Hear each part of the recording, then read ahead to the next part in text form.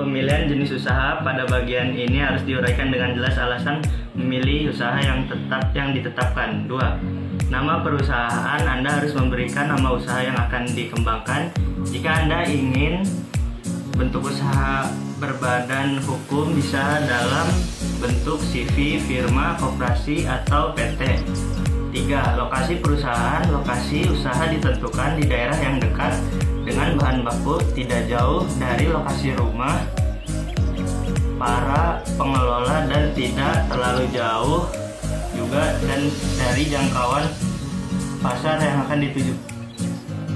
4. Perizinan usaha. Izin usaha yang disiapkan antara lain NPWP atau nomor pokok wajib pajak dari kantor pajak, akte notaris dari kantor notaris, SUP atau TDP atau TDI dari dinas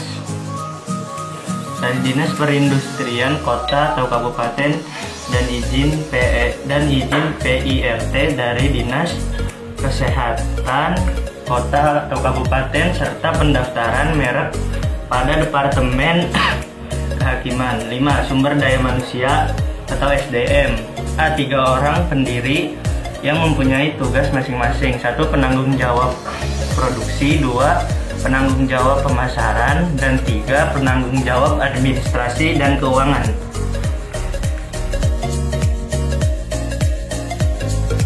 Sumber daya manusia SDM. A. 3 orang pendiri yang mempunyai harga masing-masing. Yang pertama, menanggung jawab produksi. Yang kedua, penanggung jawab pemasaran. Dan yang ketiga, penanggung jawab administrasi dan keuangan. Terus yang ke B, 6 orang karyawan, yaitu 3 orang untuk bagian produksi, 2 pemasaran, dan 1 bagian administrasi. Nomor 6, aspek produksi. Di bagian ini diuraikan semua aspek produksi secara detail, meliputi peralatan yang diperlukan, bahan baku, bahan kemasan, bahan tambahan pangan, dan teknologi proses pengolahannya. Yang ketujuh, aspek keuangan. Diasumsi dalam suatu hari proses produksi akan diproduksi 500 mangkok asinan. Asinan masing-masing berisi 240 kg asinan buah dan kuah. Terus yang A, investasi alat mesin. Investasi alat mesin yaitu pembelian perlengkapan alat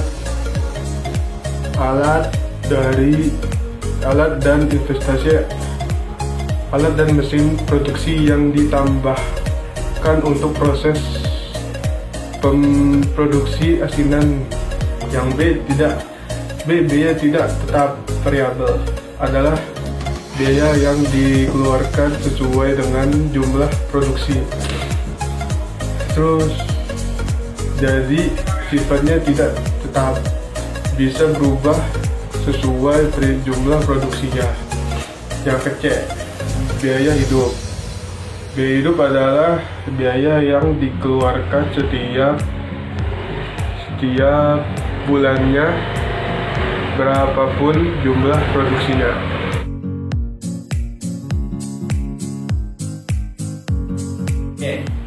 Total biaya adalah jumlah keseluruhan biaya tidak tetap dan biaya tetap pada produksi asinan. Total biaya yang dibutuhkan adalah total biaya sama dengan biaya variabel ditambah biaya tetap sama dengan 1.221.750 perak ditambah 3.600.200.000 sama dengan 1.569.200. Harga pokok produksi HPP adalah harga pokok dari suatu produk di mana jika dimana jika dijual dengan harga tersebut maka produsen tidak untung dan juga tidak rugi. Total biaya atau jumlah produksi 1.569.950 perak atau 500 sama dengan 140.000.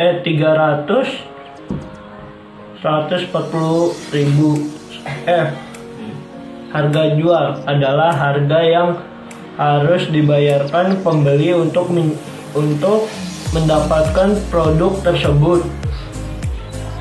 G. Penerimaan kotor adalah jumlah penerimaan yang didapatkan perusahaan sebelum dipotong total biaya. H.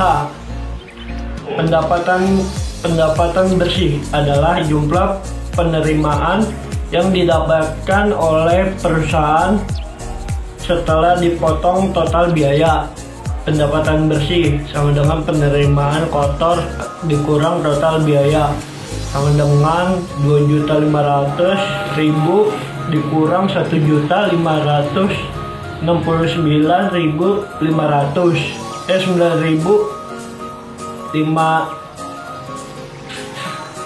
950 perak sama dengan 900.050 perak.